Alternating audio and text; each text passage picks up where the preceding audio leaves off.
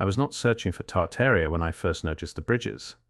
They surfaced instead in planning archives and drainage surveys, in folders meant for culverts and flood mitigation, not for monuments of stone. Vast arches rose from wetlands and forest floors where no graded approach remained, where no parallel embankment hinted at vanished roads.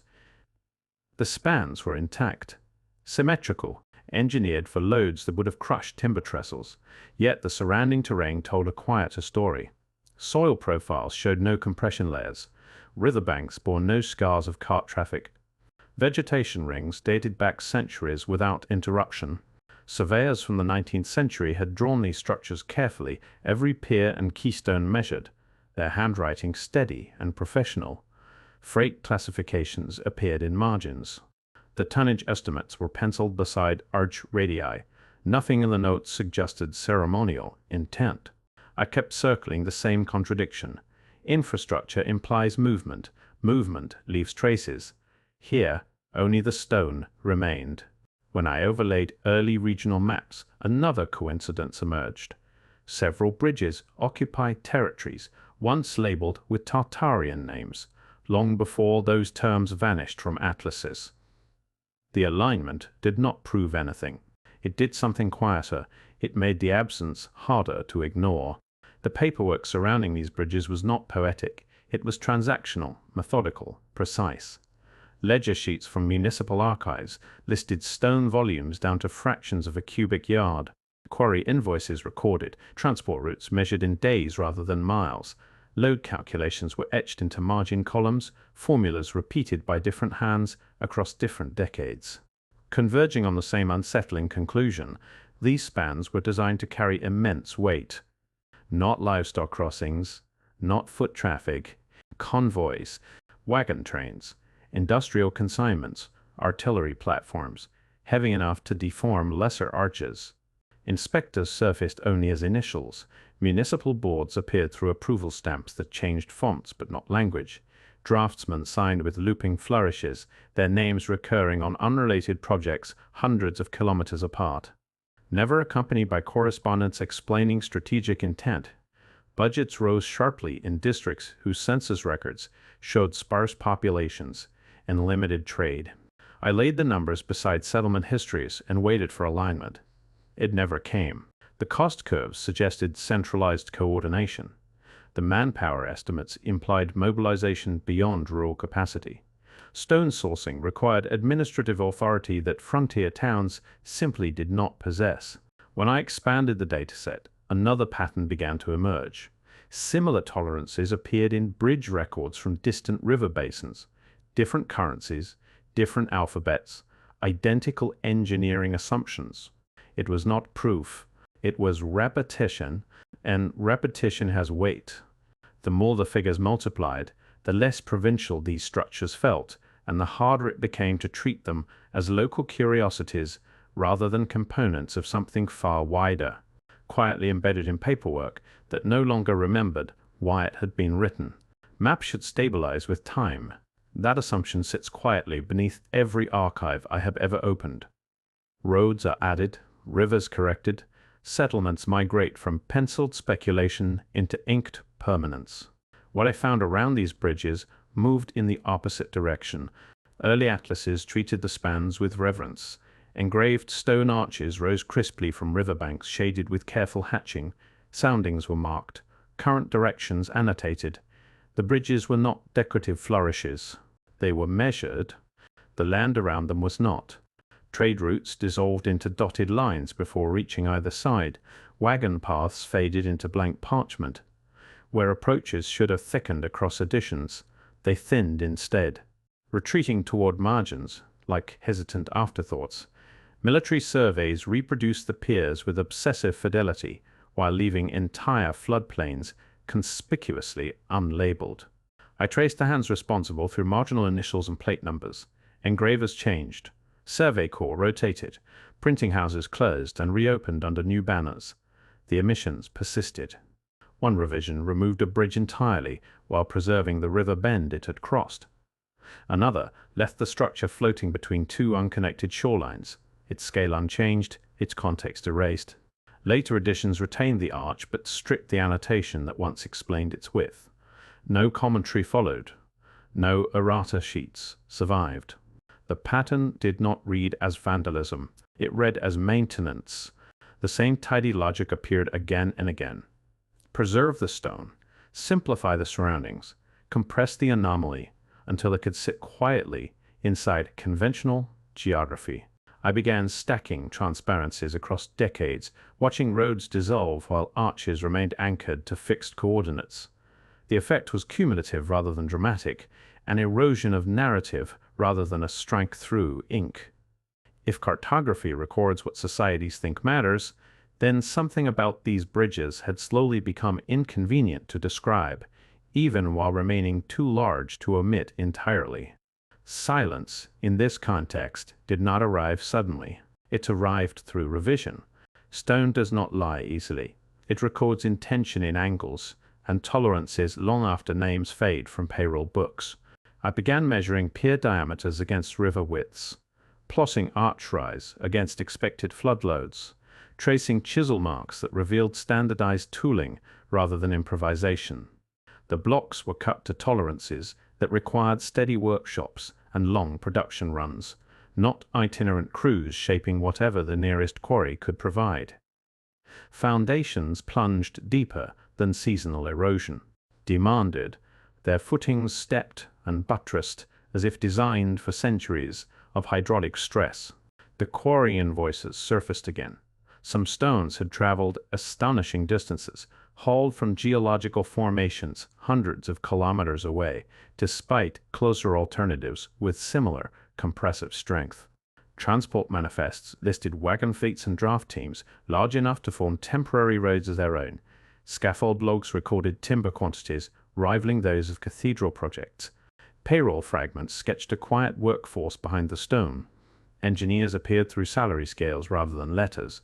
Master masons left marks in block joints, repeating signatures I had encountered on canal locks and civic halls attributed to Tartarian administrations in distant provinces. Logistics coordinators materialized only as initials beside shipment approvals, their routes overlapping projects that official histories treated as unrelated. The surrounding countryside refused to match that ambition. Sparse villages, thin trade registers, agricultural yields barely sufficient to justify such expenditure. The workmanship kept pulling my attention outward. The same arch geometry surfaced on viaducts far from these valleys. Pier profiles echoed monumental river crossings, catalogued in imperial surveys under vanished regional names. Not identical, but close enough to suggest shared handbooks, shared training, shared expectations of load and longevity. If this had been frontier improvisation, it was the most disciplined improvisation I had ever seen. The stone implied an audience larger than the settlements that eventually gathered around it, which raised a question that would not settle quietly. Were these bridges answering a landscape that had already been shaped for them, or were they standing, in anticipation of something that never arrived? Stone alone could still be explained. Maps could be edited. Accounting ledgers misfiled. Landscapes are harder to negotiate with. I turned outward, away from paper, and into soil. Core samples taken along both ends of several bridges told restrained, patient stories. Layer after layer of compacted sediment preserved flood cycles, root systems, insect activity, and seasonal deposition. What they did not preserve were the signatures of heavy traffic: no crushed gravel beds, no persistent ruts compressed into subsoil, no imported road fill, no lime-stabilized surfaces breaking the native stratigraphy. Pollen records deepened the contradiction. Forest species dominated uninterrupted bands where approach roads should have cleared corridors wide enough for wagon teams. Shrubs and riparian growth re-established themselves repeatedly, suggesting long-term stability rather than maintenance cycles. Agricultural inspection reports from the 19th century recorded field boundaries and grazing zones that drifted casually across what would have been major transport arteries. Hydrology added another pressure point. Riverbanks near the piers showed engineered reinforcement only where the stone met water, not upstream or downstream, where runoff from roadways typically scours channels into distinctive patterns. Sediment fans that normally accumulate at bridge mouths under traffic stress were absent. Flood debris had piled against untouched vegetation instead.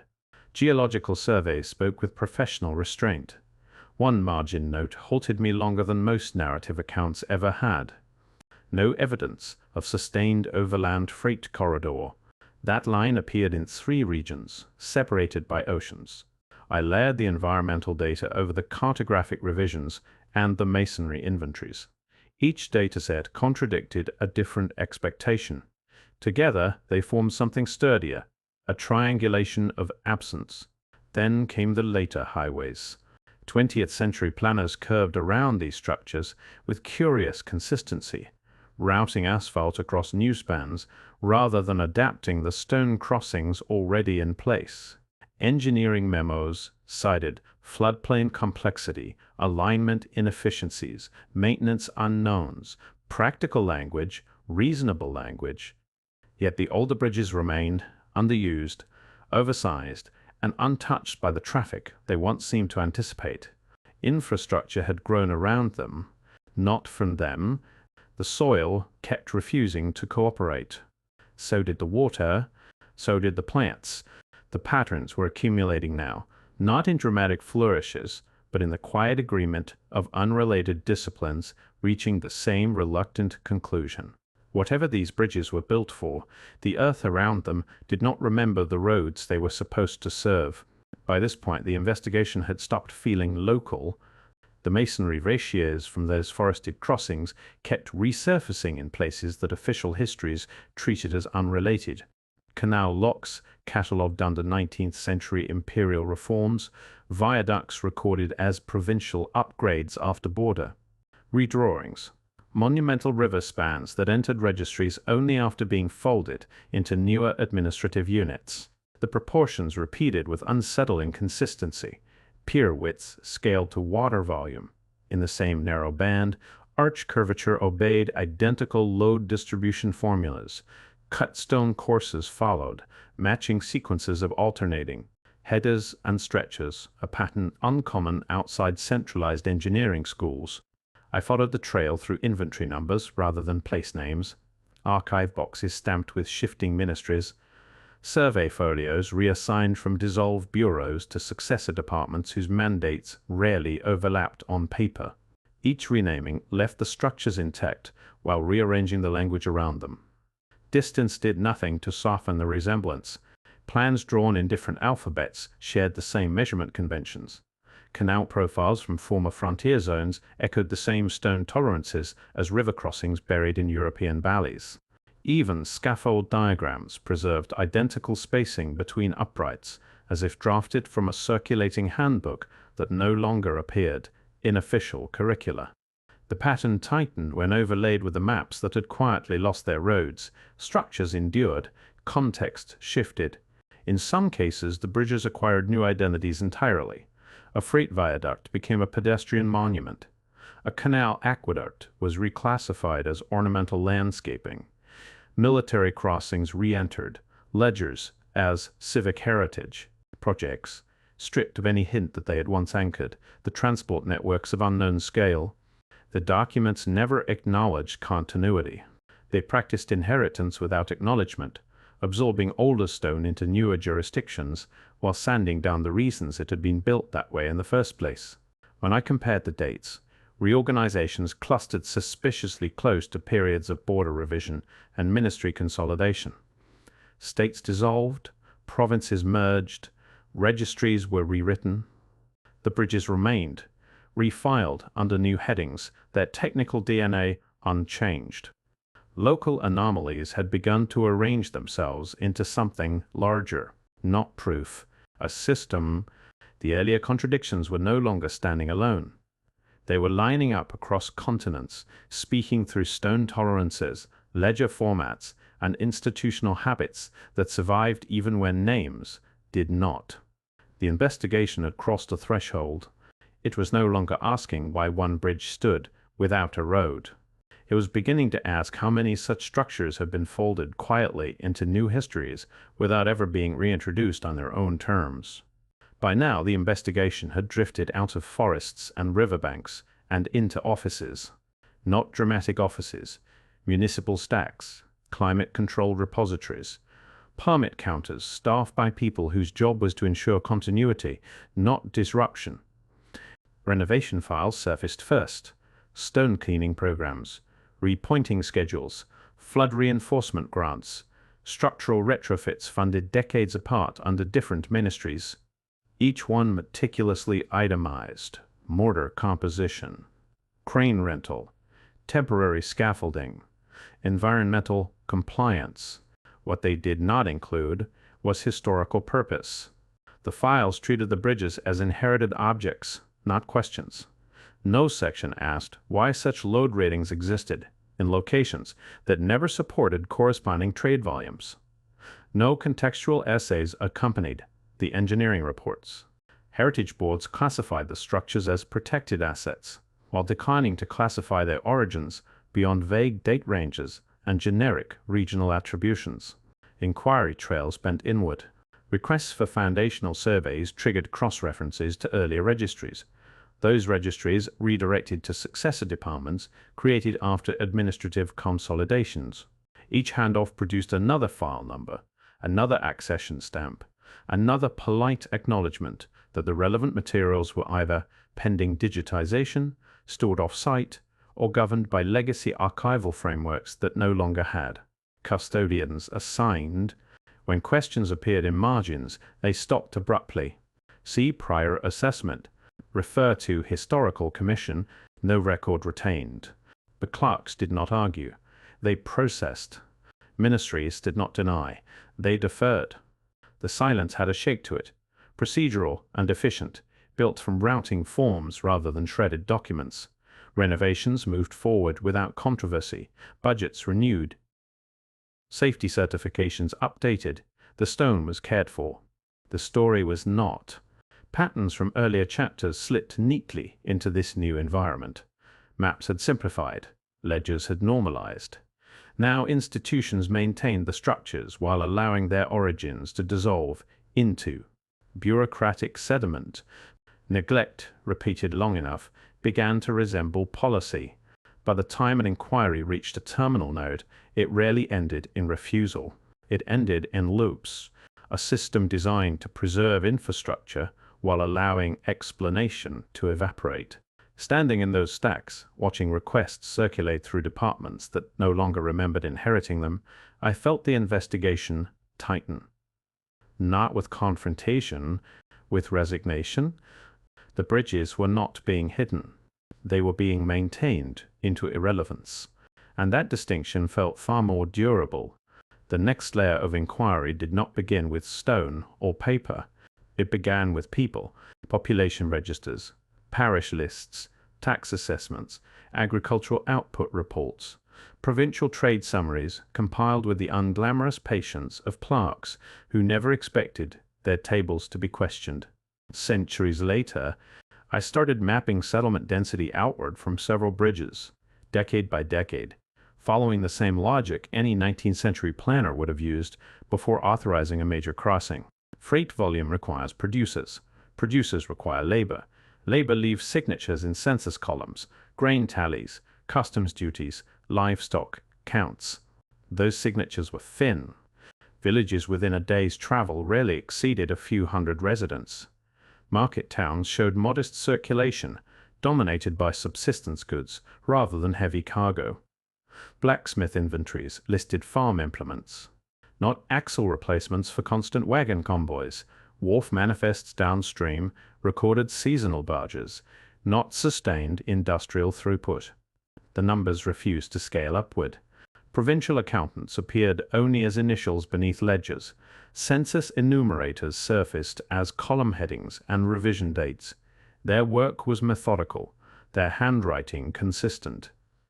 No margin notes suggested uncertainty. What unsettled me was how stable those patterns remained before and after the bridges were completed. No population surge followed construction. No explosion of trade corridors, no satellite settlements clustered at the approaches. In some cases, the communities shrank during the very decades the structures were being reinforced and maintained. I began layering this demographic absence over everything that had come before. Stonework rated for massive loads, maps that drew spans without roads, environmental strata untouched by traffic, archives that preserved maintenance while dissolving explanation. Now the human record failed to cooperate as well. It felt less like a single miscalculation and more like a persistent mismatch between infrastructure and society. As databases from other regions entered the comparison, the unease deepened. Similar discrepancies surfaced near bridges, separated by oceans and empires, repeating the same quiet arithmetic. The question forming was no longer about who authorized these projects.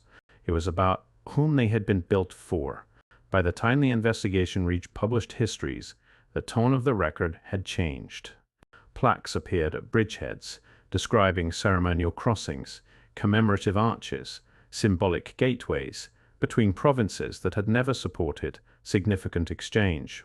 Municipal brochures spoke of triumphal construction campaigns without naming the industries they supposedly served. Academic footnotes cited earlier local histories, which in turn referenced still earlier gazetteers, each iteration smoothing uncertainty into tradition.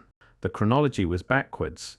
None of these narratives originated at the moment of construction. They surfaced decades later, often coinciding with restoration projects or heritage reclassification programs. Stone repairs triggered new explanatory language, map revisions generated fresh labels, tourist routes demanded captions. Curatorial committees entered the paper trail through meeting minutes and signage approvals. Planning offices contributed language about aesthetic significance and regional identity. The wording shifted carefully, never dramatic, never absolute, replacing missing primary records with interpretive overlays that sounded settled because they had been repeated. What unsettled me was not that meanings change, it was that explanation consistently followed maintenance rather than preceding it. Each reinterpretation aligned neatly with previous silences. Where archives had looped, narratives now filled the gap. Where engineering files avoided purpose, symbolism arrived to occupy the vacancy. I kept tracing the sequence: construction, centuries of quiet, upkeep, administrative normalization. Only then, stories. The pattern did not announce intention, it suggested adaptation.